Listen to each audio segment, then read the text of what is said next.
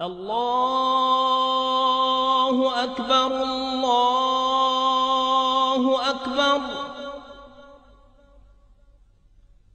الله أكبر الله أكبر.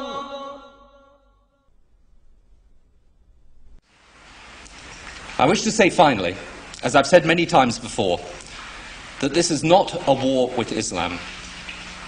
It angers me, as it angers the vast majority of Muslims, to hear bin Laden and his associates described as Islamic terrorists.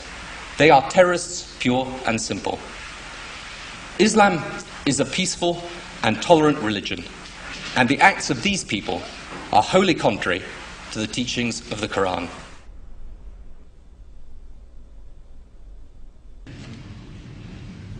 I also want to speak tonight directly to Muslims throughout the world.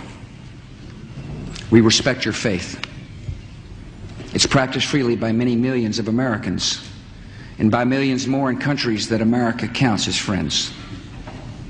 Its teachings are good and peaceful, and those who commit evil in the name of Allah blaspheme the name of Allah. The terrorists...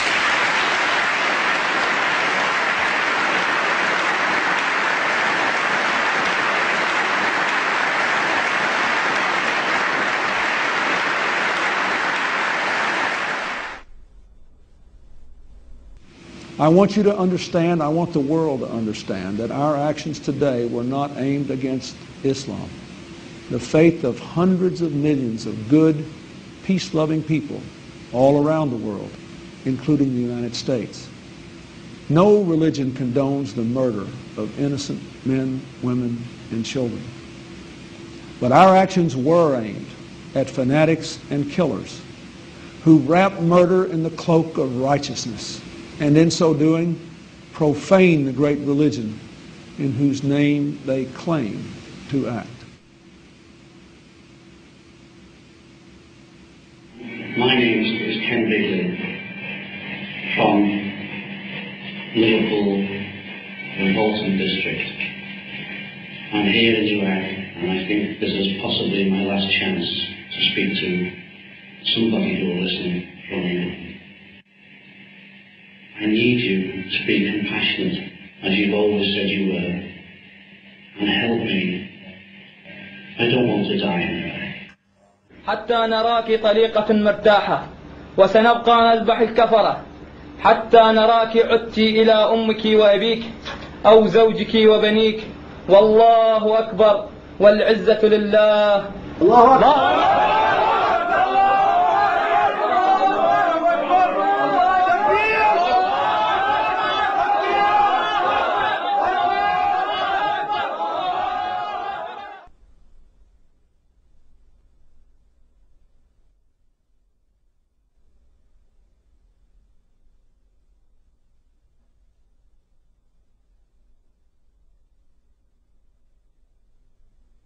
The tendency of Western political leaders to deny the connection between Orthodox Islamic mainstream and terrorist violence is replicated in the universities and the media. Wherever you look, both in Western Europe and in North America, the members of the elite class have this tendency to proclaim Islam, some mysterious, authentic Islam, to be peaceful and to be tolerant, and those Muslims prone to violence are proclaimed to be non-representative fringe. Well, I would really appreciate if people who make such claims could then explain the continuity of violence from the earliest day of Islam, from the earliest days of the Prophet and his immediate successors throughout the 13 centuries of recorded history. The real burning question in the world today is, does Islam and Islamic civilization actually sanction the violence that we're seeing being perpetrated in its name around the world? And to that we have to answer, if we're going to be honest about it, an unqualified yes. The Islamic sources, the Islamic texts, starting with the Quran, but not limited to the Quran, the Islamic texts including the Hadith, Islamic tradition, Islamic theology, Islamic law, the traditions of the interpretation of the Quran throughout history and Islamic history itself all bear witness to the fact that Islam has a developed doctrine, theology, and law that mandates violence against unbelievers. The origins are, of course, in the Muslim desire to impose all over the world the only religion, the only just religion, which is Islam, and the suppression of all other religions in order to establish the rule of Allah over the whole earth. This is a religious duty which binds the whole community and which the Muslim community is obliged to impose, because they are obliged to obey the order of Allah, and this is the desire of Allah as expressed in the Quranic revelation. I believe that those terrorists that want to do harm to others are applying the true Islam that was practiced by Muhammad and his followers in the early stage of Islam.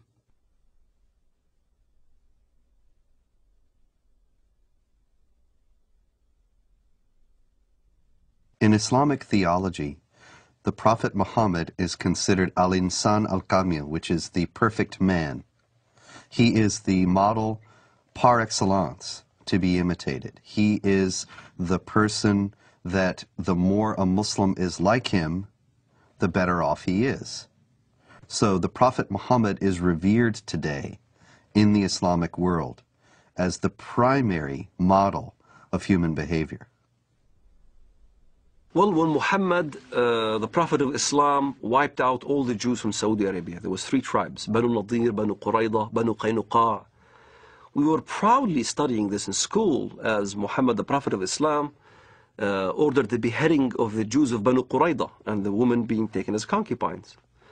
As soon as a child had pubic hair, he was beheaded. So the Jewish population was either extradited or beheaded.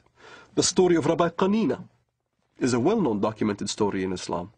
Rabbi Qanina was tortured by the order of the Prophet of Islam himself. His eyes were put out. He was burned in order to confess where the Jewish tribes were hiding their goods, their gold and their silver and all those kind of things. And this is right from the Hadith. This inspired us as Palestinians, inspired us on fighting jihad against the Jews in Palestine. Authoritative Islamic History, The Life of Muhammad, Sirat Rasulullah, by Muhammad bin Ishaq, edited by Abdul Malik bin Hisham, translated by Professor Alfred Guillaume. Then the Qurayza tribe surrendered, and the apostle confined them in Medina. Then the apostle went out to the market of Medina and dug trenches in it. Then he sent for them and struck off their heads in those trenches as they were brought out to him in batches. There were 600 or 700 in all, though some put the figure as high as 800 or 900. Another example that may be even more chilling of the deleterious influence that Muhammad's example has upon the Islamic world was exemplified recently by an Egyptian leader of a radical Muslim party who wrote just recently that he couldn't believe that the beheadings in Iraq were being protested by Muslims. Weren't they aware that the Prophet Muhammad himself beheaded between 600 and 900 men personally, members of the Jewish Qurayza tribe in Arabia, after he had defeated them? Didn't they realize that if the Prophet did it, then this was the proper way to behave? And so the Mujahideen in Iraq, who were beheading people, are simply obeying the example of the Prophet. Now we can see then that since the Prophet Muhammad himself participated in many battles and raids, and did indeed perpetrate these beheadings, he ordered the assassination of several of his political opponents, and he behaved in general like a typical 7th century warlord. The problem is that when this is transferred to 21st century behavior, 21st century contexts of behavior, then what you get are terrorists. The Quran occupies a place that has no parallel in Western civilization. The Quran is considered by Muslims and by traditional Islamic theology to be dictated word for word by God himself, by Allah himself, through the angel Gabriel to the Prophet Muhammad. As a result, every word of it is the words of God himself. Every word of the Quran, unless it is canceled by another section of the Quran itself, is valid for all time and cannot be questioned, cannot be reformed, cannot be changed within an Islamic context. This means that moderate Muslims, peaceful Muslims, if they are sincere, have to reject entirely Quranic literalism. But to do so puts them outside the sphere of anything that has been considered Orthodox Islam throughout history, because to do so is to reject the very basic premise of Islam, that this is a book that is dictated by God and is a perfect copy of a perfect book, the al-Kitab, the mother of the book that has existed forever with Allah in heaven. The Noble Quran, translated with parenthetical notes by Dr. Muhammad Taqi-ud-Din al-Hilali and Dr. Muhammad Muhsin Khan. Surah 98, verse 6. Verily, those who disbelieve in the religion of Islam, the Quran and Prophet Muhammad, from among the people of the Scripture, Jews and Christians, and al-Mushrikun, other disbelievers, will abide in the fire of hell. They are the worst of creatures. So the Quran is simply a set of direct commandments or else narratives, descriptions, sometimes very distorted descriptions of Judaism and Christianity. Because of the normative nature of those commandments, the second important body for Islamic jurisprudence and for Islamic polity is the tradition of the Prophet, the Hadith. Now, the Hadith are absolutely necessary to make any sense of the Quran, because Allah addresses Muhammad in the Quran and they talk about incidents in Muhammad's life, but they don't fill in the narrative details. So you have to go to the Hadith, the traditions of the Prophet Muhammad, in order to understand what's being said in the Quran and why. The Hadith are many, many volumes of traditions of the Prophet. Various Muslim scholars, beginning in the 8th century, which is some considerable time after the life of the Prophet Muhammad, who died in 632, they started to collect these traditions and to try, through various means, to winnow out the authentic ones from the inauthentic. From an Islamic standpoint, if something that Muhammad said or did is recorded in one of those books, then it has authority second only to the Quran. And in those books, there is a great deal that illuminates what the Quran says and how it is applicable to Muslims in the present. Authoritative traditions of the Prophet Muhammad, the Hadiths of Sahih al-Bukhari, translated with parenthetical notes by Dr. Muhammad Muhsin Khan. Volume 4, Book 52, Hadith number 53. The Prophet said, "Nobody who dies and finds good from Allah in the hereafter would wish to come back to this world even if he were given the whole world and whatever is in it." except the martyr who, on seeing the superiority of martyrdom, would like to come back to the world and get killed again in Allah's cause. The Prophet said, "A single endeavor of fighting in Allah's cause, in the afternoon or in the forenoon, is better than all the world and whatever is in it." Since there is no sense of natural morality in Islam, you have to go into either the Quran or the Hadith to find out what is allowed and what is not allowed.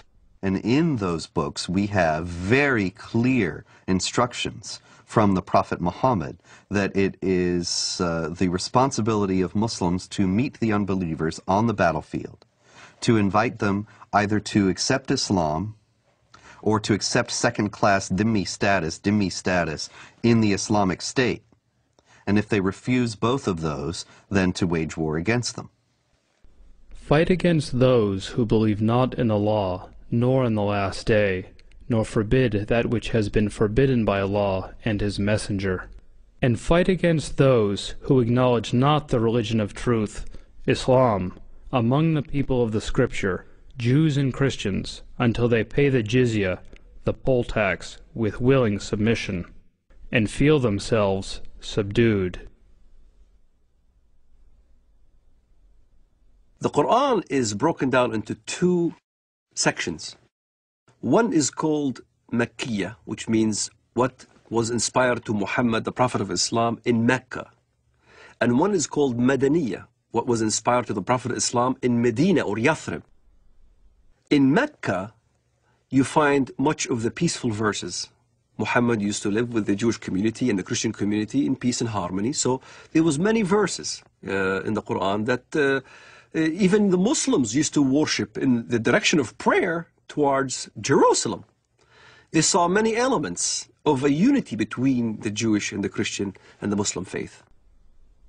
There are indeed some verses in the Quran that could be called peaceful and tolerant. Notably the injunction against compulsion in religion. Those verses almost invariably date back to the beginnings of Muhammad's prophetic career in his native city of Mecca, where he was powerless, where he was only beginning to attract followers. Only few relatives and friends accepted the religion at that time. And he had many foes. So the revelations of that time were very peaceful.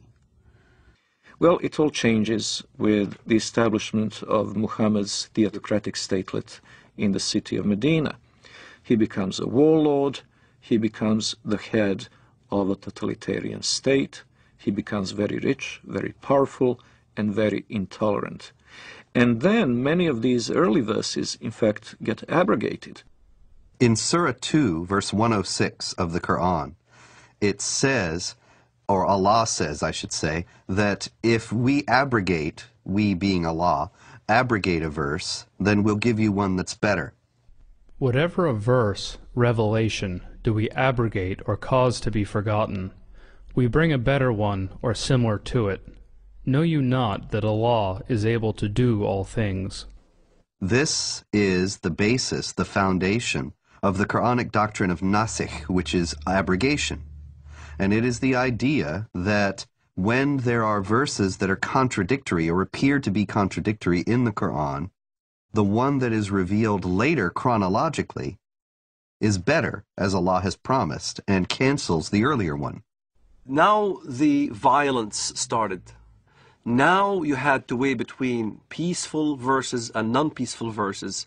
So the edict was that these were made null and void. It is indeed a very curious concept for a non-Muslim to accept the notion that God may change his mind about a topic and may issue one injunction in AD 614 and then a very different one in AD 627.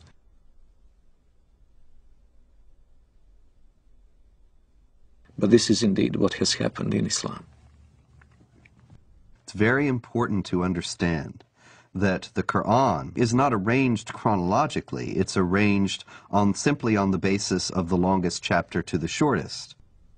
And so you will find in the book itself some of these more tolerant verses at a later point in the book than the very intolerant ones advocating violence and subjugation of infidels. But that doesn't mean they came into being later on. Quite the contrary. If there is ever a contradiction between two injunctions, the ones that came later on in Medina are the ones that retain their validity, and the early ones from Mecca have been abrogated. The peaceful verses became mansukha, means made null and void, with verses like the verses of the sword. Traditional Islamic theology has it that the 9th chapter of the Quran, Surah 9, is the last revealed in the career of the Prophet. And it is the only one that doesn't begin with Bismillah ar-Rahman ar-Rahim, in the name of Allah, the Compassionate, the Merciful. Some have said that that's because there's no compassion or mercy in this particular chapter, and that it is the Quran's last word on jihad, and in particular on how Muslims should behave toward unbelievers. In it is the celebrated verse of the sword. What does the verse of the sword say? It's very clear. That when the forbidden months are over, kill the people of the book wherever you find them. Lay siege for them, lay wait for them, lay ambush for them. Kill them wherever you find them. In fact, I converted to Christianity.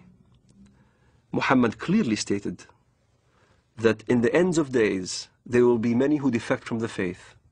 Kill them when you see them, wherever you find them.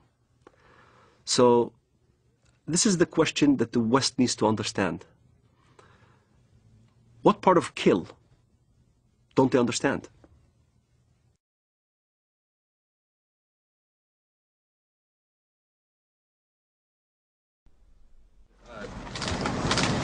You said that the President reiterated the message of tolerance and the importance that this is not a campaign against Islam or Arab nations generally. Has it been communicated to the administration from those nations, from that part of the world that you've been talking to recently, that is a highly critical thing for the President to do, not just once, but over and over and over again? If so, why? We are a country that judges people not by their religious beliefs or by their color, but by the fact that we're all Americans. So that was the first part of the message. The second part of the message is that we have a lot of friends around the world who are Muslim. We have countries that are long friends of the United States who are of the Islamic faith, and the President wanted to be very clear that this is not a war of, quote, civilizations, that this is not a war against Islam. This is a war against people who in many ways pervert what Islam stands for. Islam stands for peace and stands for nonviolence, and he wanted to make that very, very clear. Yeah, sure. Islam and Islamic civilization are unique in their stance toward non-believers, and that Islam is the only religion in the world that has a developed doctrine, theology, and law that mandates violence against unbelievers. That there are peaceful Muslims, there are Muslims around the world who are moderate, who live in harmony with their non-Muslim neighbors and have no intention of ever waging war against them in any way. But the fact is that they have a very slim justification for their own peacefulness within the Islamic sources themselves. And they are only at peace with their neighbors insofar as they are either ignorant of what Islam teaches about how Muslims should behave toward unbelievers, or they have explicitly rejected, consciously rejected, those elements of Islam.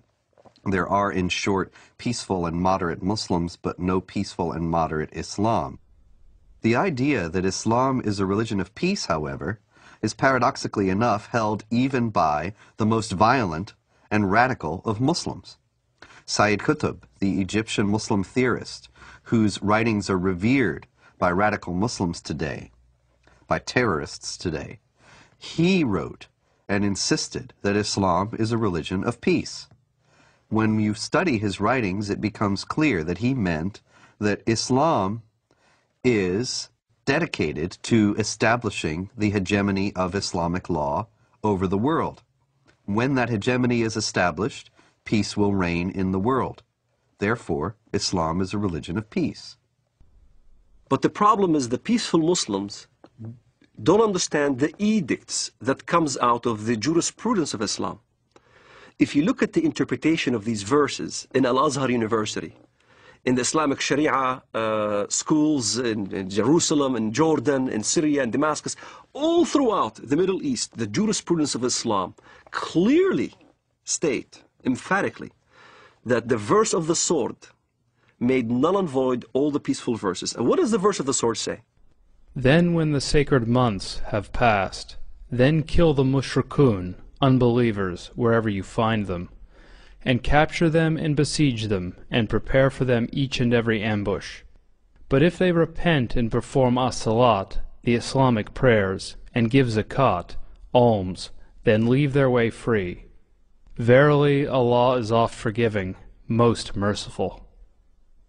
Kill them when you see them, wherever you find them. This is not an allegoric kill. It's a literal kill. It's the killing of Zarqawi, right in front of the camera. It's the lynching that you see in Ramallah.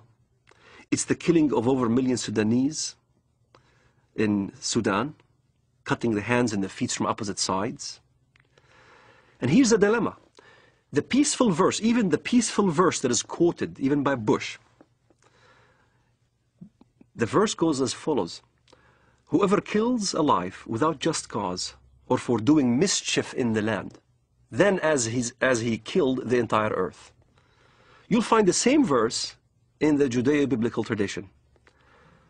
But most Westerners never skip after that verse, which makes very clear, but as those who do mischief in the land, then cut their hands and their feet from opposite sides and crucify them, literally. And that's what you see what happened in Afghanistan. That's what you see what happened in Sudan. A huge amount of crucifixions and killings and beheadings and amputations and public assassinations.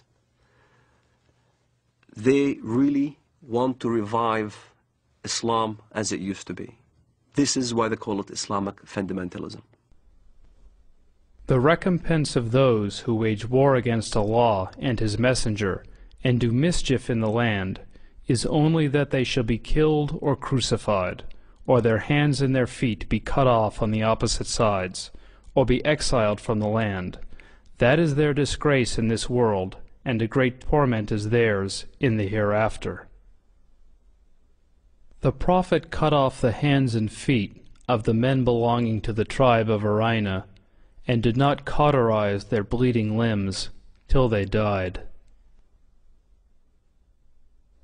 There is no assurance of what is known in Christianity as salvation and insurance of being saved and guaranteeing going to heaven. However, there are certain things that can help. So if a Muslim, for instance, died while he was practicing jihad, he is supposed to go to paradise. In the Islamist thinking, the assurance of your salvation is dying as a martyr, in accordance to the verse in the Quran, وَلَا تَحْسَبَنَّ الَّذِينَ قُتِلُوا فِي سَبِيلِ اللَّهِ أَمْوَاتٌ بَلْ أَحْيَاءٌ عِنْدَ رَبِّهِمْ يُرْزَقُونَ. Do not think that the ones who die in the cause of Allah in jihad are dead, but are living. So this assures salvation. This is the calculus behind modern suicide bombing. Many people will say, modern Muslim advocates will say, that Islam forbids suicide, and this is plainly dishonest, because all the advocates, all the defenders of suicide bombing in the Islamic world start out by saying this is not suicide. This is, the intention of the person is not to kill himself, the intention of the person is to kill others, and that is sanctioned because it is Islamic jihad. And if in the process they are killed themselves, that's an unavoidable consequence of their actions, and they will be rewarded with the reward of martyrs in paradise. Quran is quite clear about the heavenly reward for a jihadist who falls fighting in the path of Allah. he will be granted instant access to paradise. And a Muslim paradise is an extremely sensual one. It is full of houris, of black-eyed beauties that will await the martyr, and the gratification that follows is eminently unsuitable for family audience. The Quran contains no guarantee of paradise except for those who slay and are slain in the cause of Allah. Verily, Allah has purchased of the believers their lives and their properties, for the price that theirs shall be the paradise. They fight in Allah's cause, so they kill others and are killed. Then rejoice in the bargain which you have concluded. That is the supreme success. In other words, the guarantee of paradise is for people who are killed while they are killing, to establish the hegemony of Allah, or Islamic law, in the world. Jihad in Islam can be spiritual or physical. The spiritual jihad is striving to be a better Muslim. But also there is a physical part of jihad that you cannot take it away from Islam. Jihad in Islam means struggle. That's what the literal meaning of the word, struggle. But what the West doesn't understand is that the hadith, the compilation of the traditions of the Prophet Muhammad of Islam, there's almost about 100 hadiths regarding jihad. And if you look at every single one of them has the sword, war, or a military effort. And in the end of the expedition, jihad expedition, he said, now I resort to the jihad within, the jihad that is within, the self-struggle. And as a matter of fact, I had this dialogue with an Islamist one time. He says, Walid, come on, tell the West that jihad means struggle. I said, yes, it does mean self-struggle. You're right. Jihad does mean self-struggle. But so does Mein Kampf. Mein Kampf means my struggle. In the same fashion, the Islamists look at jihad. It is a very dangerous element of the Islamic teaching, because this instant gratification through martyrdom is an attractive concept. And by the way, when the so-called martyr operation is carried out by Hamas, what is announced from the minarets of mosques is not the death of so-and-so who carried out the attack, but the wedding of so-and-so to the houris. In other words, they immediately make the implication that far from having to cry over his disappearance, over the end of his physical life, his parents should be happy and celebrate and throw a party because their son is now being not only transported into heaven, but greeted there with these voluptuous beauties. Shaheed, the word shaheed, means witness. To witness, to testify. To testify there is no God but Allah and Muhammad is his messenger. And you die as a shaheed for that cause. You're a witness. You're considered a witness, a martyr. And a martyr becomes glorified. Your family will glorify you after you die. To a Muslim fundamentalist living in the Middle East, I had to be initiated. I had to basically either kill my first Jew or destroy my first Zionist infrastructure. I had to prove, beyond shadow of a doubt, that I was worthy.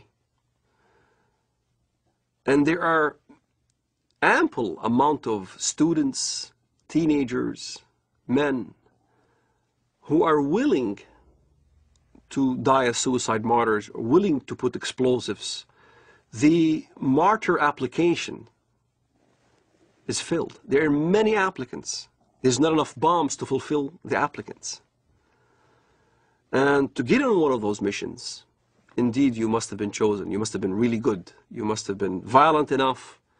You must have been going out on every demonstration in the streets of Jerusalem or Bethlehem or our village.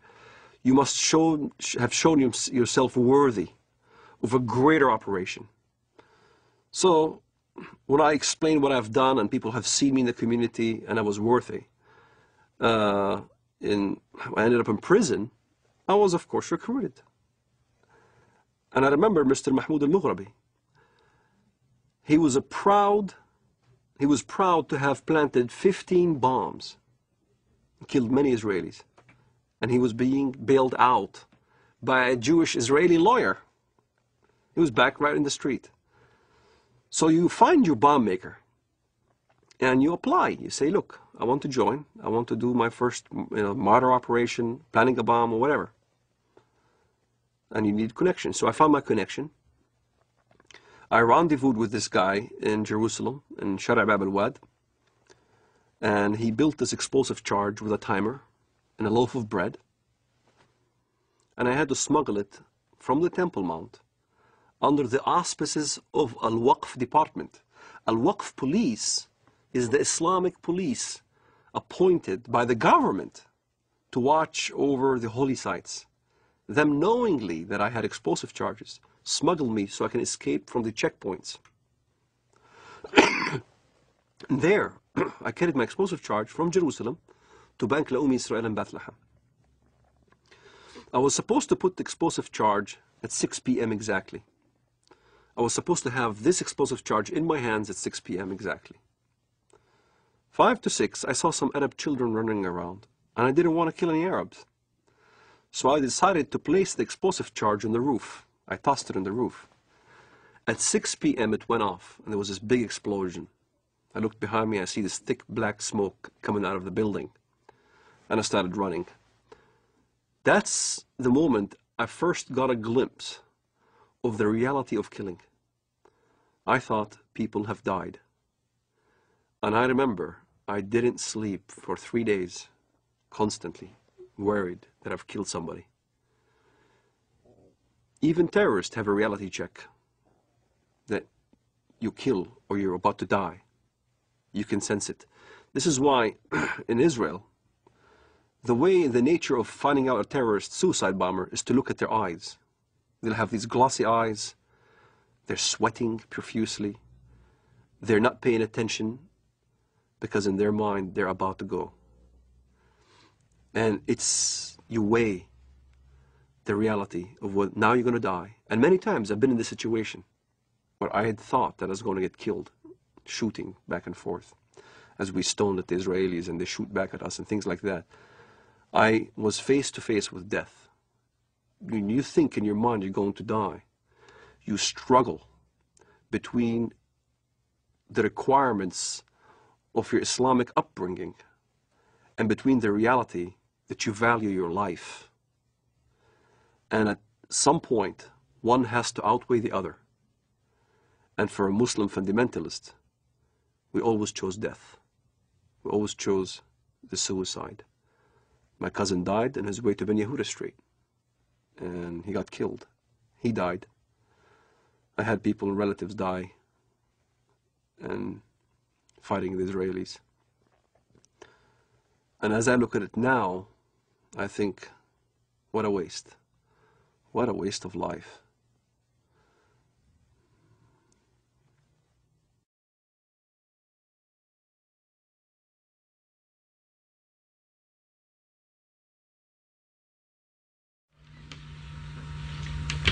Okay, and then we say goodbye and shake hands. Okay?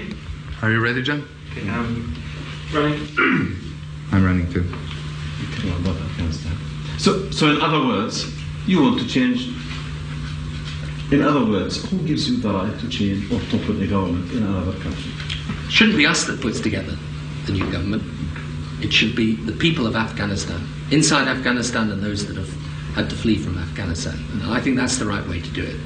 Now, can I say I've enjoyed very much doing this interview with you, and I think that whatever differences there are between us, it's important we carry on with this dialogue. Maybe one of the problems that arises out of all this is there's been insufficient dialogue between the Arab world and the West, between Islam and between people of other faiths. And I hope that we can establish a proper dialogue And maybe that would be some good that could emerge out of the terrible events of the 11th of September. Some personal question, Mr. Blair, at the end. I know you have so many meetings and people are waiting outside. I've read, I think, in the Times that you read about Islam. What do you know about Islam? Well, I do not in any shape or form pretend to be an expert, but I do read the What message. do you read? What interests you? I read the message of the Quran insofar as it can be translated, and I read about Islam, and I enjoy doing that. And I think there's, I've learned things about the Quran that I never knew before, and I think a lot of Christians would be interested. That's one of the reasons I say to you, it would be good if out of this we had some more dialogue and some more faith. And the reason I have to leave you now is because I'm going to meet some religious leaders, both Muslim and Christian and Jewish, upstairs, and in order to discuss with them how we can bring the faiths closer together. So, shukran lal jazeera. Shukran, Mr. Blair. What did you say in Arabic? Shukran lal jazeera. Shukran jazeera. Thank you very much. Islam understands its earthly mission to be to extend the law of Allah over the world by force. Now, this is distinct from extending the religion by force. Muslims often indignantly deny that Islam was spread by the sword, as the old expression goes, and that anybody is ever forced to convert to Islam. Now, of course, forced conversions are a constant hallmark of Islamic history, but they are technically forbidden by Islamic law. Now, the idea in Islam is that Muslims must wage war to establish the hegemony of Islamic law. Not everybody will be forced to become Muslim, but the non-Muslims will be relegated to second-class status. They will not be able to live in the society as equals to the Muslims. And it is the responsibility of Muslims around the world to fight to institute that kind of society. While we were in the mosque, the Prophet came out and said, "Let us go to the Jews." We went out till we reached Bait al-Madras. He said to them, "If you embrace Islam, you will be safe. You should know that the earth belongs to Allah and His Apostle, and I want to expel you from this land. So if anyone amongst you owns some property, he is permitted to sell it. Otherwise you should know that the earth belongs to Allah and His Apostle." The Muslims see the extension of jihad as a war liberating the infidels from their infidelity and a privilege for them to enter in the religion of Islam and to abandon their wrong belief.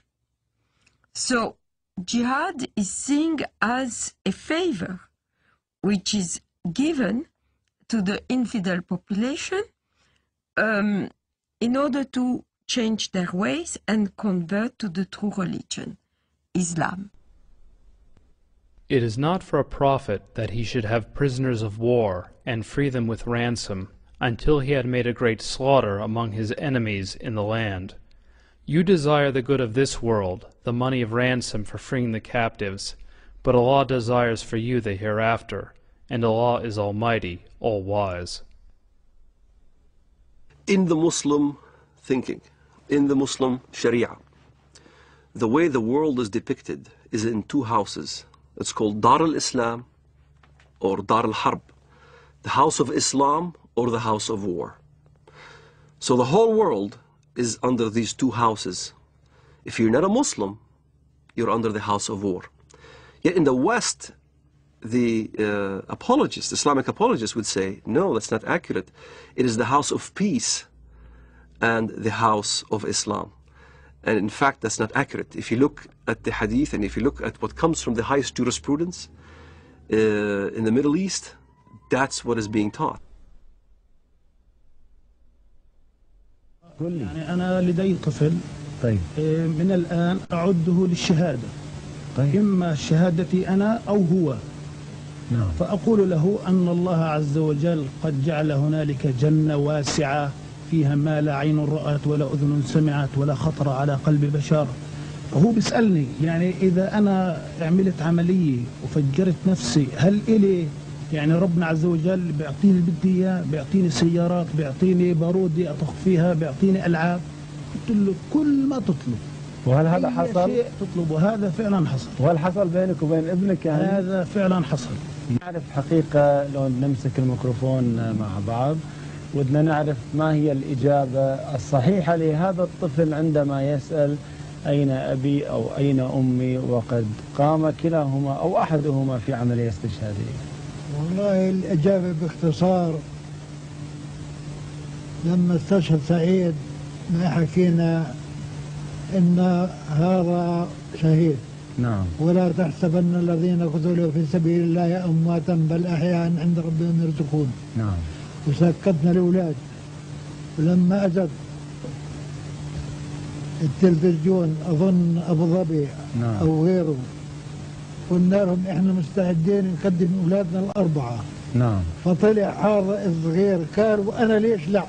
وأنا أتمنى أن أكون شهيدا في سبيل الله، وأن أقتل عددا من اليهود والكفار الذين أشركوا بالله ورسوله واتبعوا دينا غير لم يشرعه الله ولم يذكر في القرآن الكريم. نعم. وأنا عمري 12 سنة. ما شاء الله. وأحفظ القرآن الكريم. ما شاء الله. الله يحفظك ويجعلك مجاهد إن شاء الله في سبيل الله. Now, the infidel population are seeing this war as a genocidal war, since as it is described in the Muslim historians of jihad, as well as extremely numerous Christian sources, this war was conducted as in great ferocity. Whole cities were given up to massacres. Entire populations were deported in slavery or massacred. The companion of the Prophet and the second Caliph, Umar, sent the Muslims to the great countries to fight the pagans. When we reached the land of the enemy, the representative of Khosrau, Persia, came out with 40,000 warriors. And an interpreter got up saying, "Let one of you talk to me." Al-Mughira replied, "Our Prophet, the messenger of our Lord, has ordered us to fight you till you worship Allah alone, or give jizya, tribute. And our Prophet has informed us that our Lord says, 'Whoever amongst us is killed, martyred, shall go to paradise to lead such a luxurious life as he has never seen, and whoever amongst us remains alive shall become your master.'" There have been, in fact, two big waves of jihad. The Arab waves, which started in the 7th century, and in the course of 1 century only, has Islamized a huge territory, mainly Christian territory, from Portugal till Armenia.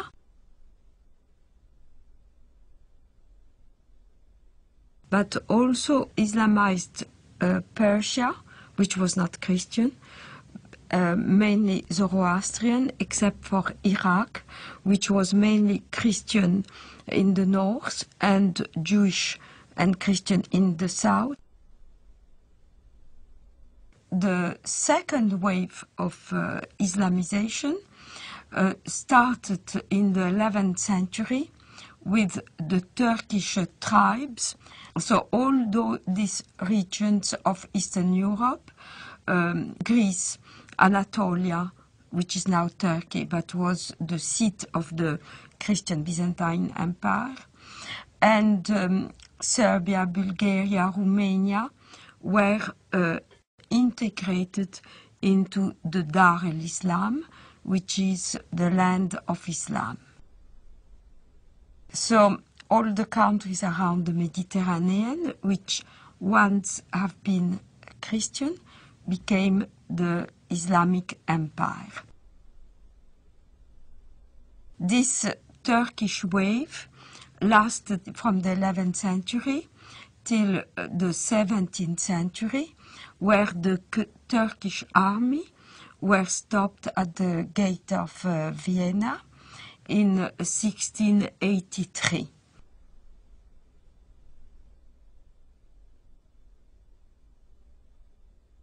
The Crusades are not understood in Muslim world today very differently to the way they are understood in the Western academia and in the discourse of the Western elite class.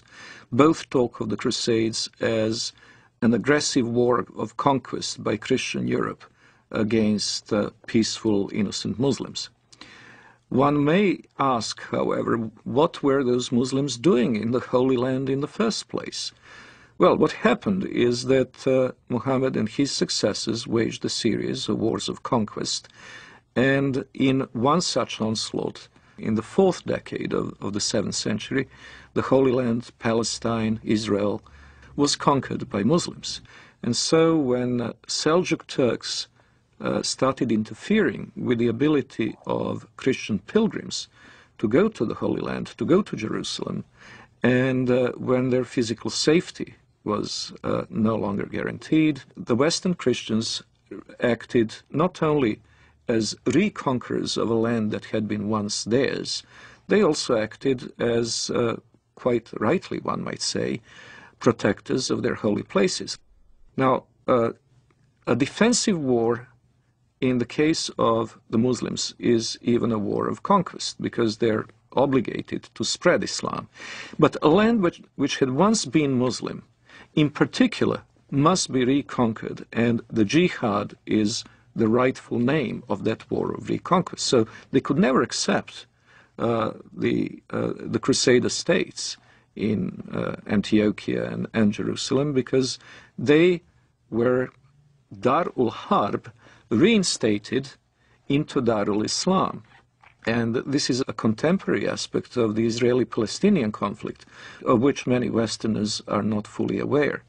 Exactly the same psychology that prompted Saladin and others to fight the Crusaders is now motivating Hamas. In both cases, it is not only a matter of the nationalistic desire of Arabs to expel European or Jewish settlers, it is also the Quranic obligation of all good Muslims to make sure that the land once ruled by Muslims will be reverted to their rule. From the British historian Hilaire Belloc's The Great Heresies, 1938. It has always seemed to me possible, and even probable, that there would be a resurrection of Islam, and that our sons or our grandsons would see the renewal of that tremendous struggle between the Christian culture and what has been for more than 1,000 years its greatest opponent. The suggestion that Islam may re-arise sounds fantastic, but this is only because men are always powerfully affected by the immediate past. One might say that they are blinded by it. But not so very long ago, less than 100 years before the Declaration of Independence, Vienna was almost taken, and only saved by the Christian army under the command of the King of Poland, on a date that ought to be among the most famous in history, September 11th, 1683.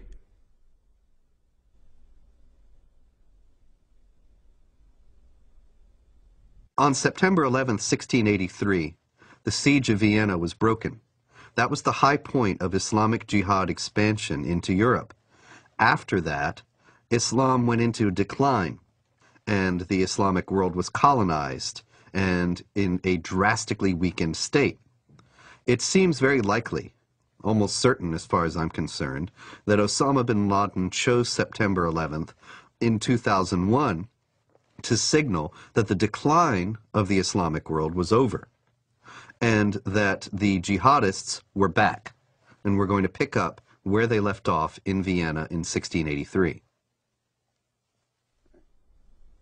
If we look at the tectonic plates between Islamic world and non-Islamic world today, we notice something very interesting, that even very diverse Muslim societies, which cannot be easily branded under one civilizational label, have something in common, and it is the tendency to be in conflict with their neighbors.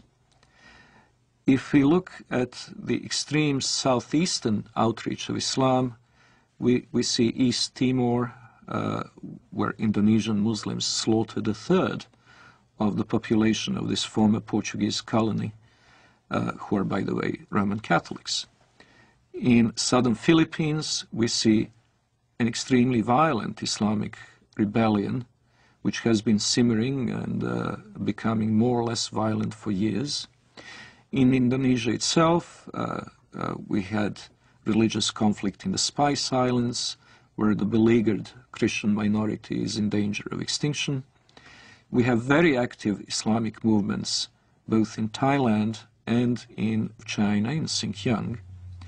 In the Indian subcontinent, the history is tragic indeed. That's where the Holocaust, the Hindu Holocaust, took place in medieval times, a little-known episode in the history of Islam in the Western world, but the one that left a deep traumatic mark on the people of the region, and where the conflict is still latently present in the province of Kashmir.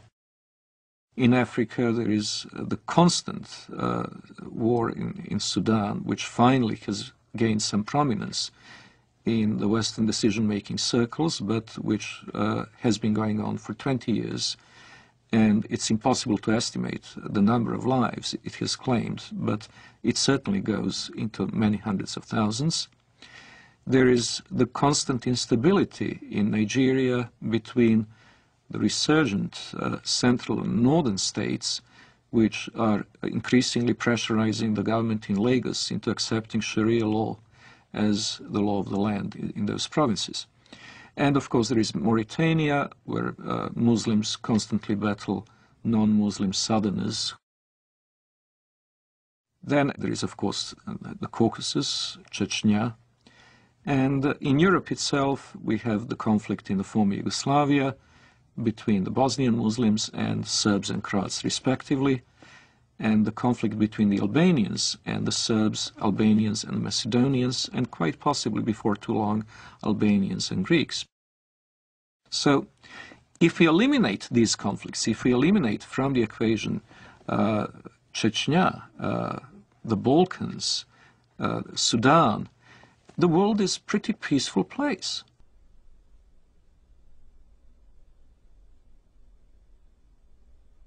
If we eliminate from the terrorist equation, terrorist acts carried out by the Muslims over the past 5 years, we would come to realize that the war on terror is unnecessary because terror is not a very big problem.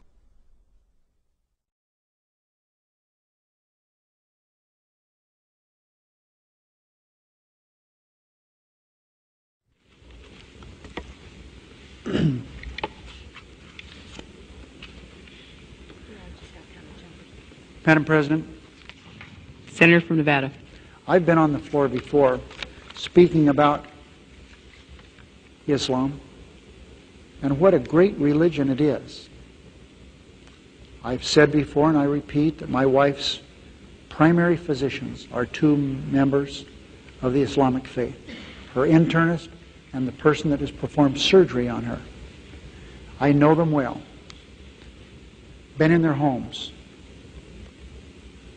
socialized with them, talked about very serious things with them. We've helped each other with family problems. I've been to the new mosque with them in Las Vegas. They're wonderful people with great families. And I've come to realize that Islam is a good religion. It's a good way of life. People have a good health code, as their religion dictates, and they have great spiritual values, as their religion dictates. And it's too bad that there are some people, misdirected people around the world, trying to take away from this very fine religion. I believe that they cannot give this religion a bad name. I think that the power of this religion and the power of the people in this religion will overcome these evil people who are using this fine religion to do bad things to innocent people. Islam is a religion and a political system that dictates that one must carry out warfare against unbelievers until they either convert or submit. And this is the justification that the terrorists around the world are using for what they're doing. And that justification is based on core elements of Islamic tradition. That being the case, it's very difficult for moderate Muslims, peaceful Muslims, to stand up within the Islamic community and to say this is not part of Islam. They only do so out of conscious deception, intending to mislead Westerners in accord with the Islamic doctrine of taqiyya or religious deception, or they do so on the basis of simply being unaware of what Islam actually teaches. The Prophet said, "War is deceit." Lying, generally speaking, is not allowed in Islam. But unlike other religions, there are certain situations where a Muslim can lie, and that would be acceptable, even encouraged. This concept called al-taqiyya. Al-taqiyya means prevention. So a Muslim is allowed to lie to prevent harm that may come to him or to Islam. When one is under pressure, one may lie in order to protect the religion. This is taught in the Quran, chapter 3, verse 28, chapter 16, verse 106. There are certain provisions for lying. So a Muslim can lie for the cause of Islam, can lie to keep peace in his family, so he can lie to his wife. A Muslim can lie to his fellow Muslim to keep peace in the society. Muhammad himself ordered people to lie. When people that he ordered to go and kill somebody, they told him, we cannot kill him unless we lie to that person. He said, okay, fine, lie. The apostle said, "Who will rid me of Ibn al-Ashraf?" Muhammad bin Maslama, brother of the Bani Abdul Ashal, said, "I will deal with him for you, O apostle of God. I will kill him." The apostle said, "Do so if you can." He said, "O apostle of God, we shall have to tell lies." The apostle answered, "Say what you like, for you are free in the matter."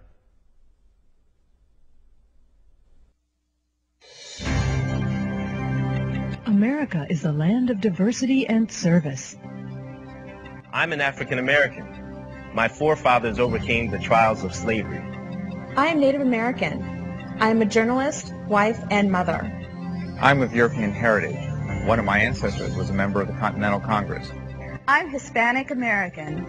I've been a Girl Scout since I was 6 years old, and now I'm a troop leader. I served in our nation's armed forces, as have many of my relatives. My father served 2 tours of duty in Vietnam. Another fought for freedom at Gettysburg. 2 of my uncles fought for our country in the Korean War. And I am an American Muslim. And I am an American Muslim. And I am an American Muslim. I am an American Muslim. Muslims are part of the fabric of this great country and are working to build a better America. The spokesmen for Islam in the Western world know how to play the game.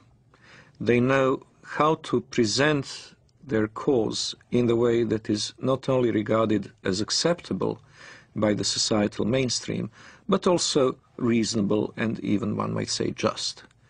They will appeal to democratic institutions and their human rights, in the full knowledge that given the power to do so, they would abolish those institutions and deny those rights to others.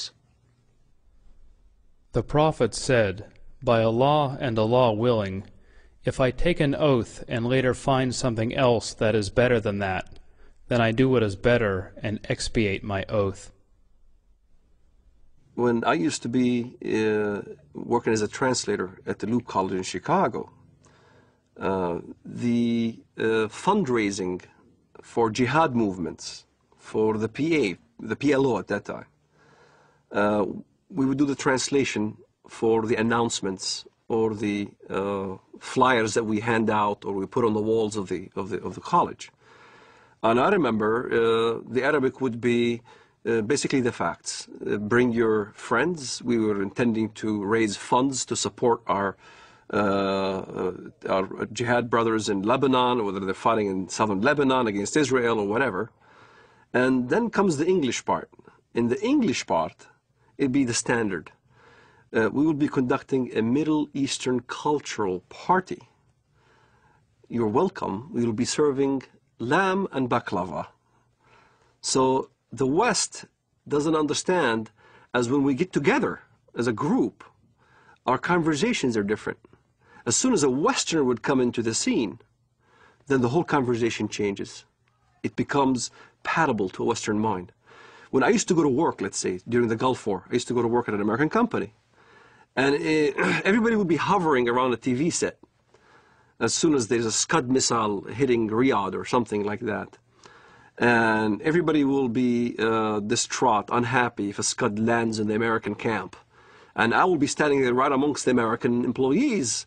Oh, that's too bad, you know. Oh, that's too bad. I'm sorry that, you know, we had loss of life. And out of frustration from having to keep the truth of what I really felt, I would roll down the window on the freeway going home and scream as loud as I can, Allahu Akbar, Allah is great. Allahu Akbar, because this is the chantation you do when the enemy is killed, when you win. So if it was a victorious day for the Iraqis, when they land a Scud missile, it will be Allahu Akbar on the freeway. I know nobody could hear me now. And when I went to my apartment home, the rest of the apartment complex were also Arabs from the Middle East. We'd get together in my apartment, watch the Gulf War, and we'd be praising Allah every time there was some incident where Americans got killed. But it wasn't the same face that we put on when we were in an American environment. In an American environment, you played different scenario. You acted as you are on their side. So there's this whole facade that is hidden from the West of how Muslim fundamentalists who want to propagate jihad in America can act publicly. Is what we are witnessing today a clash of civilizations? We ask that of noted Palestinian scholar and professor of English and comparative literature at Columbia University, Dr. Edward Said. No, I don't think so. And I think the whole thesis is a bit of a false one, because in the first place, civilizations are not, you know, little packages that are kind of completely detached from each other. They're all connected in one way or another. And, you know, so-called Western civilization has many elements of Islamic and Confucian and Latin American and Russian, all the things that...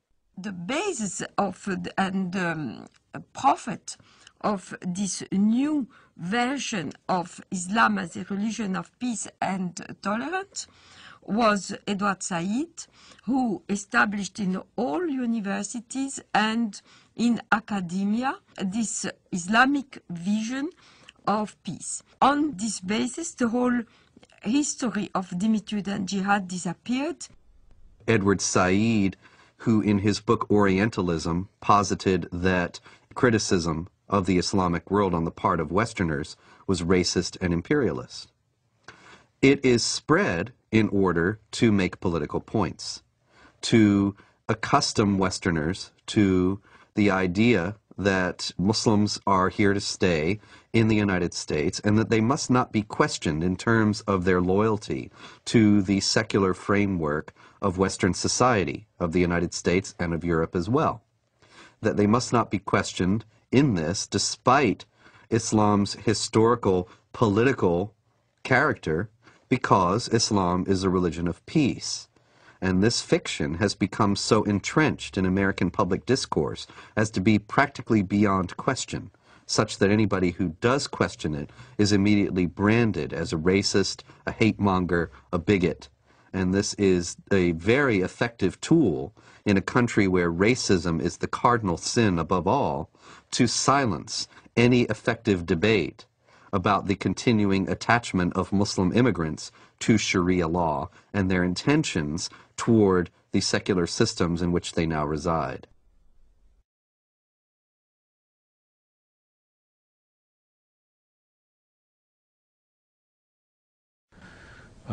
Is that this is not a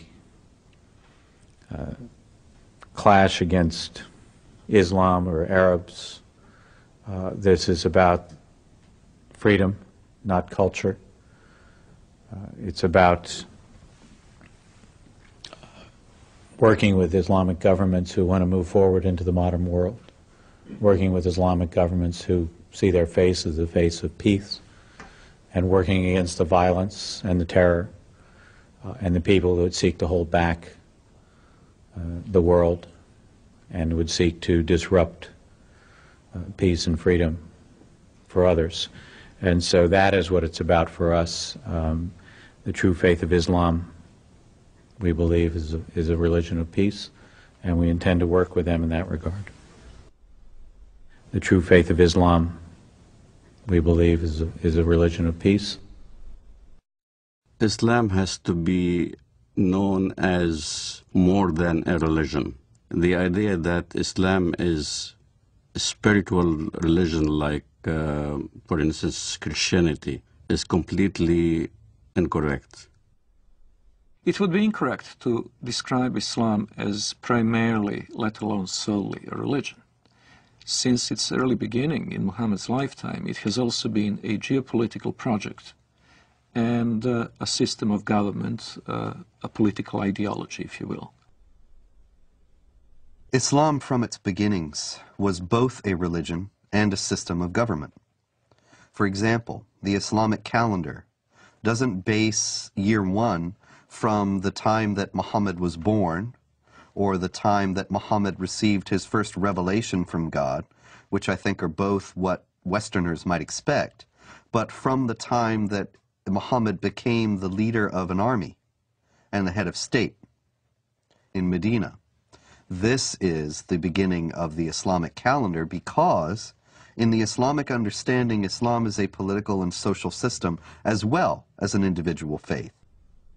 In Islam, the separation between temporal, secular, and religious power is not only impossible, it is heretical.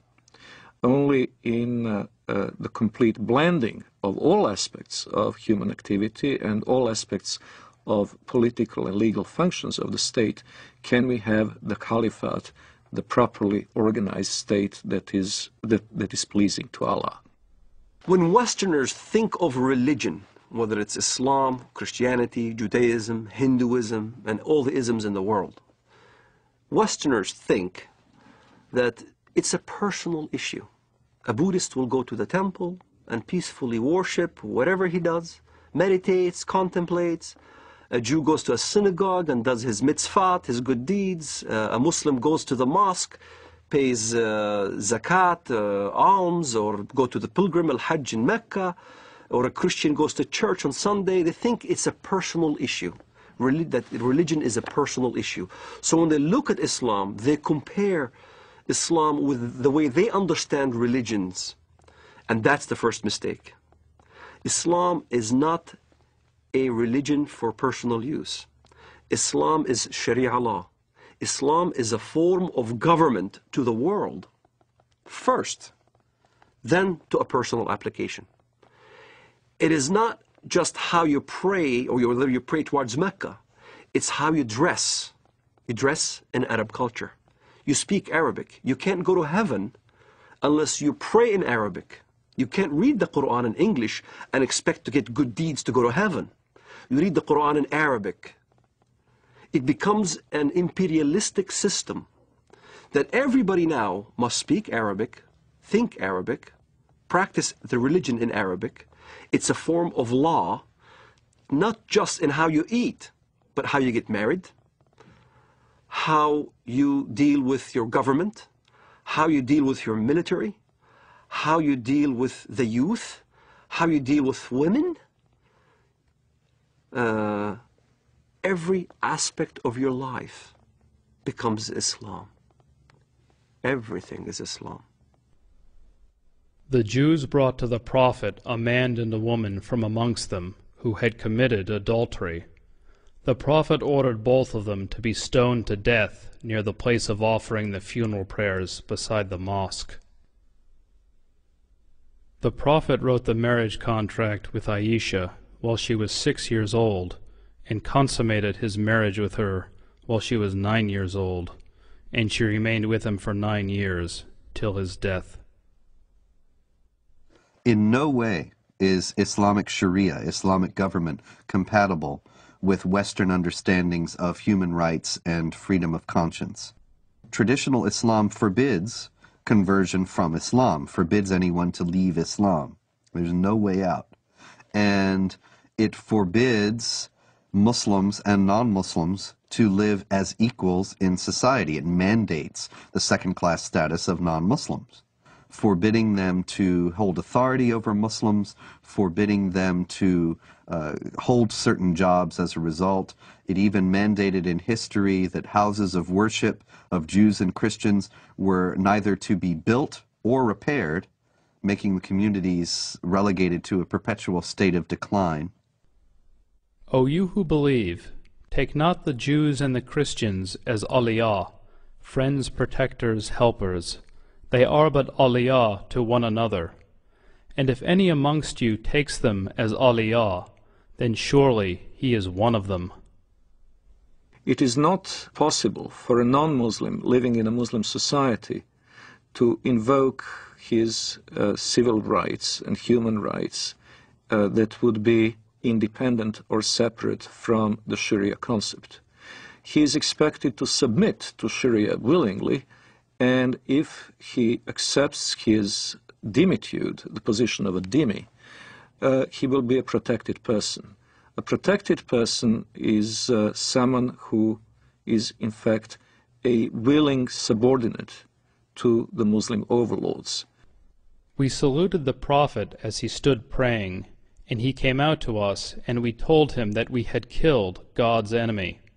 He spat upon our comrades' wounds, and both he and we returned to our families. Our attack upon God's enemy cast terror among the Jews, and there was no Jew in Medina who did not fear for his life. The hadith very clearly says, the hadith, which is what Muhammad said, I have been ordered to fight until everyone says that there is no God but Allah, and Muhammad is the messenger of Allah. So this is how Islam spread to North Africa. This is how Islam spread all the way to Indonesia. This is how Islam spread in the Middle East. Syria was not a Muslim country. Lebanon was not Muslim. Saudi Arabia even was a mixed multitude. All throughout the Middle East, that's how Islam spread. It was by the sword. This is why you don't see any synagogues in Saudi Arabia. You don't see any churches in Saudi Arabia. Christianity virtually is non-existent. Even in my village in Bethlehem, Muslims are taken over. There's only 20% left of the Christian population. In Lebanon, Christian Lebanese are moving by the droves. Hezbollah there is very active. Lebanon used to be a Christian nation. Now, all of a sudden, it's being Islamized. So, Islam is moving.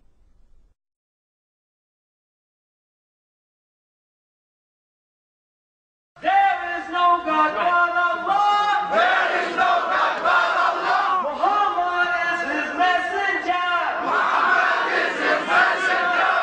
La ilaha illallah. La ilaha illallah. Jihad fi sabilillah. Jihad fi sabilillah. Follow the Holy Quran. Follow the Holy Quran. Follow the Holy Quran. Follow the Holy Quran. There is no God but Allah. There is no God but Allah. Muhammad is his messenger. Muhammad is his messenger. Unite Muslims everywhere. Unite Muslims everywhere. Unite Muslims everywhere. Islam is the latest. All right, here we go. Allahu Akbar.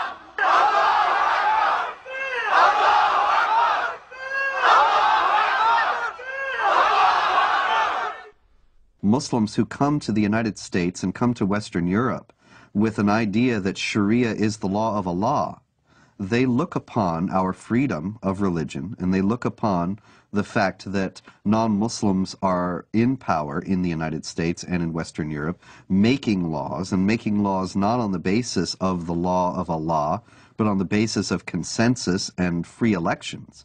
They look upon all that as a manifestation of jahiliyyah, or unbelief, the pre-Islamic period of ignorance, as the times in any nation's history before it became Muslim is referred to.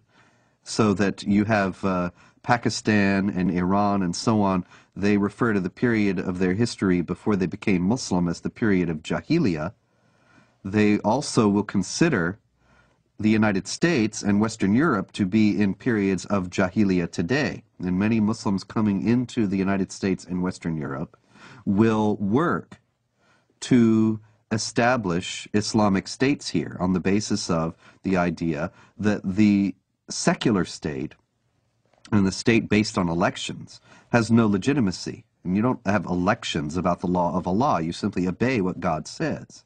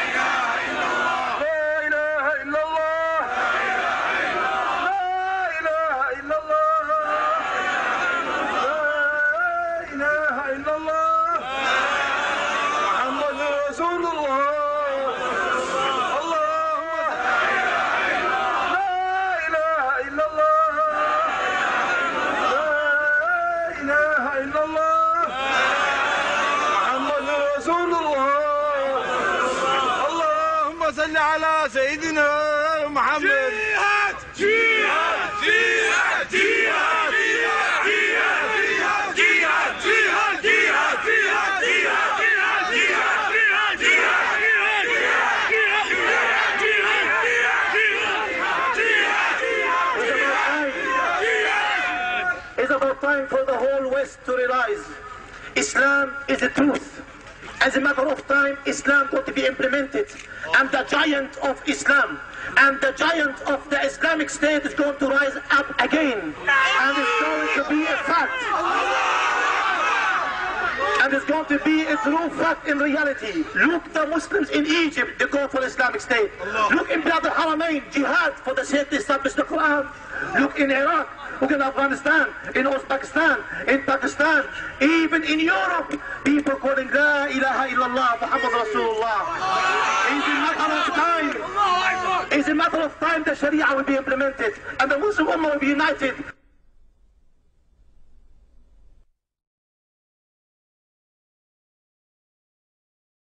The most important thing that the West needs to know about Islam today is that it has a political character, and that it is not simply a religion, but it is a religion or a belief system that mandates warfare against unbelievers for the purpose of establishing a societal model that is absolutely incompatible with Western society.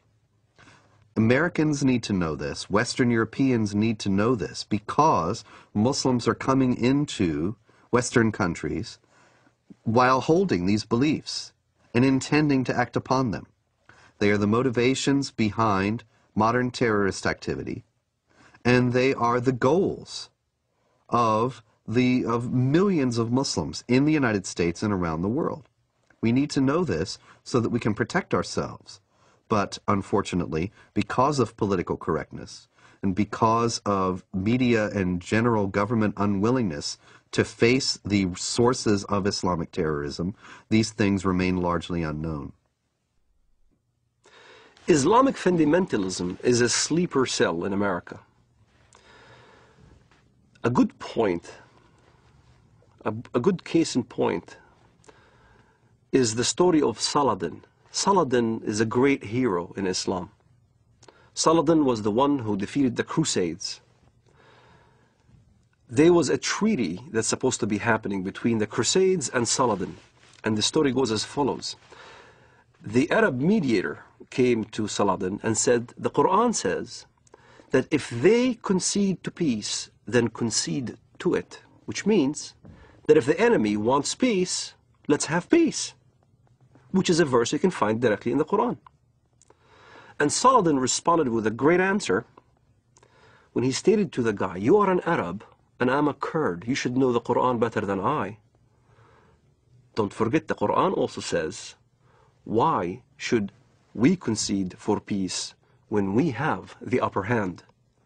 So you find both verses in the Quran. Peace, you concede to peace when you are the weaker party. This is why you hear the term Hudna. Hudna is a peace treaty, ceasefire. In Iraq, Sadr asked for Hudna because he knew he can't defeat Americans. You have Hudnas all over when the enemy is stronger than you are. But as soon as you gain strength, then you don't concede for peace. This is why the face of Islamic fundamentalism in the West has a facade that Islam is a peaceful religion, because they are waiting to have more Islamic immigrants, they're waiting to increase in number, waiting to increase in political power, and once they do, then look out. You'll see the real face of Islamic fundamentalism here in America. سيارة مفخخة بقافلة أمريكية ويظهر الشريط أحد الأشخاص وهو يقوم بتفخيخ حافلة صغيرة بعدد من القذائف الصاروخية. قمنا بتفخيخ هذه السيارة لاعتراض رتل أمريكي، ونقسم بالله العظيم إن غايتنا هم جنود الكفر والاحتلال، ولا نريد من وراء ذلك أن نؤذي مدنيا، لأن دم المسلم أغلى ما يكون عندنا.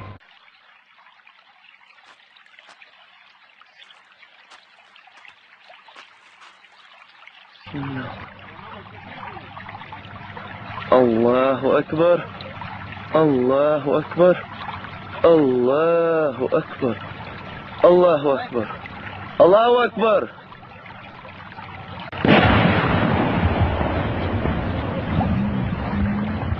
الله أكبر الله أكبر. It's unfortunate, but there's no negotiating with the jihadists. There is no striking a deal with them. Islamic law is very clear on that, and here once again is an example. We need to take Islam seriously. Islamic law does not allow for treaties.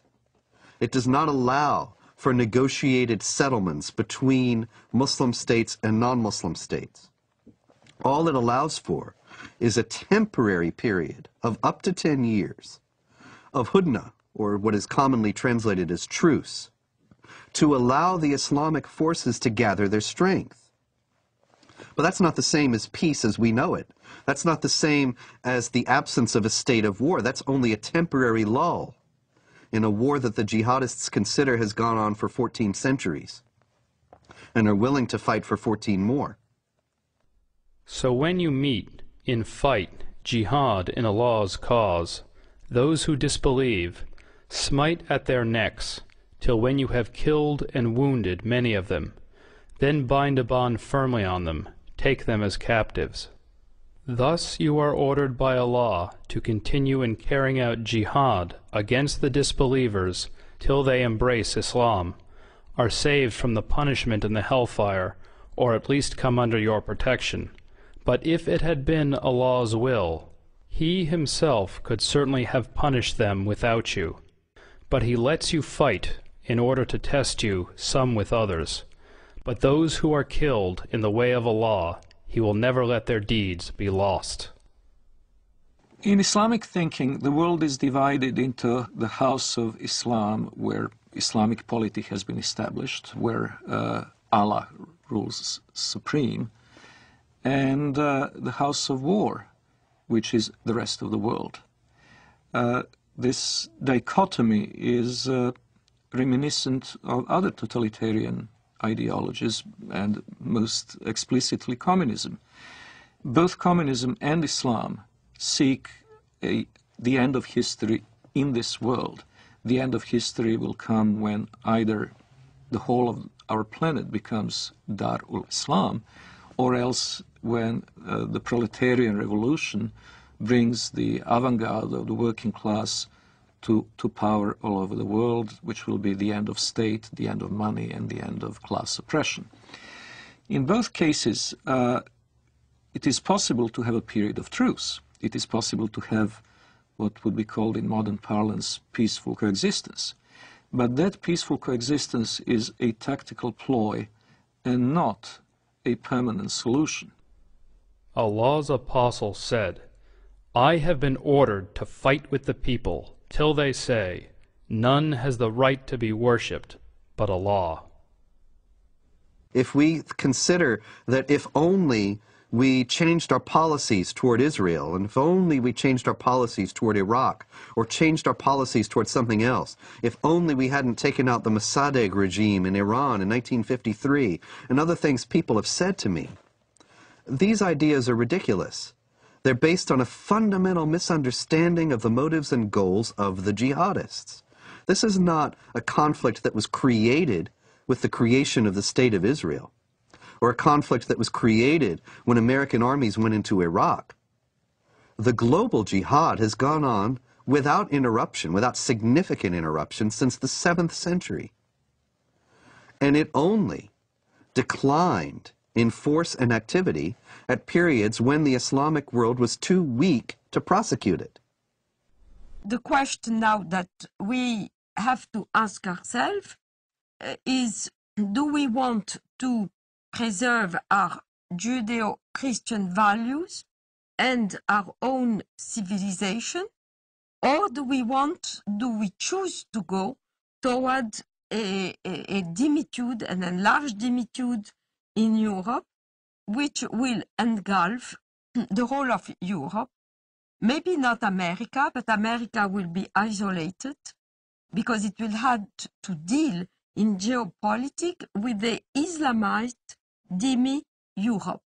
And these are problems that have to be taken into consideration by Europeans themselves in choosing their identity and their future, freedom or dimitude, and by Americans also.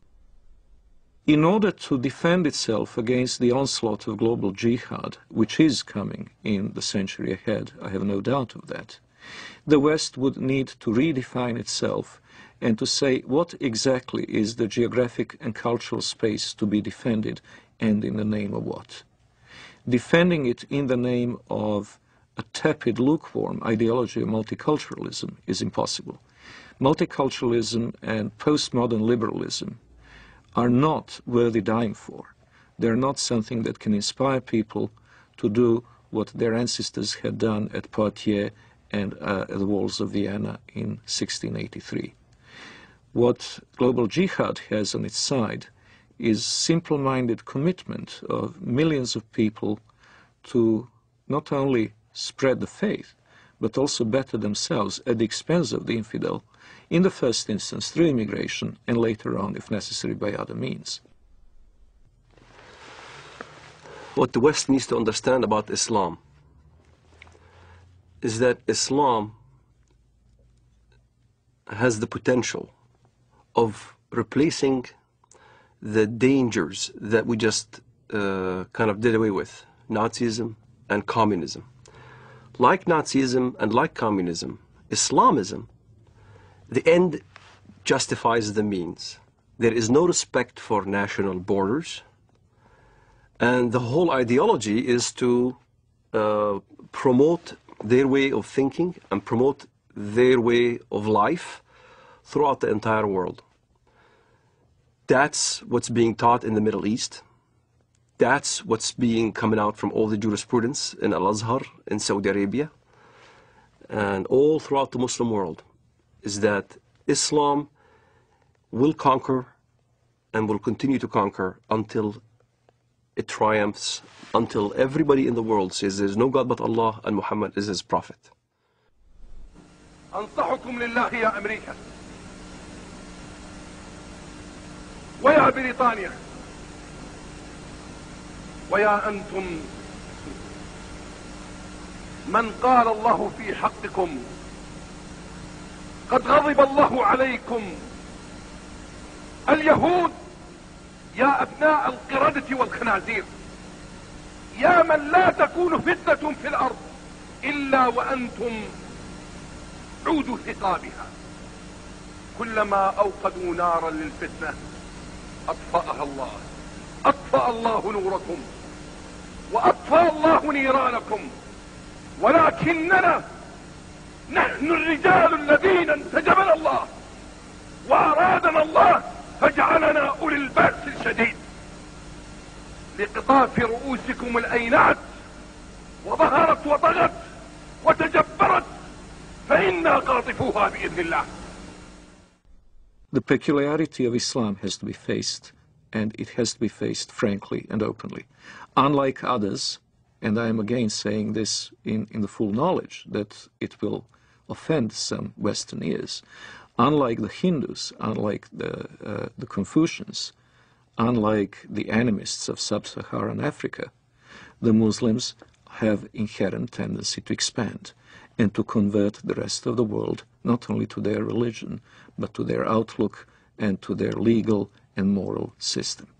They will not state this openly while they're in a minority in the countries to which they immigrate, but we have seen this time and over again throughout history. Once they reach the numbers necessary to impose their will, they will do so. وسيعلم والله لا أريد أذكر اسمه في هذا المنبر الأمريكان ورئيسهم والبريطانيين ومن والاهم والصهاينة ربيبة ومصنع الكيان.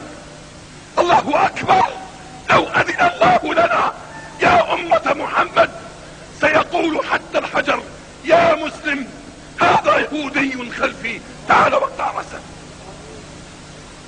ونحن نقطعها والله لا نقطعها أيها اليهود. الله أكبر الله أكبر الله أكبر الجهاد في سبيل الله الجهاد في سبيل الله الجهاد في سبيل الله والنصرة لله. الله أكبر الله أكبر يا أمة القرآن الله أكبر يا أمة القرآن الله أكبر الله أكبر عليكم الله أكبر والنصرة للمؤمنين الله أكبر والنصرة للمؤمنين الله أكبر والنصر للعراقيين الله أكبر والنصر لنا بإذن الله الله أكبر والنصر لنا. Miracles do happen. I do not know if it is another, maybe even deadlier terrorist attack that will act as a catalyst, or whether it will be a geopolitical confrontation in the Middle East itself, with Israel perhaps at serious peril. But I do hope and trust that a jolt will bring back into the minds and hearts of Westerners the awareness of the need to stand up and be counted.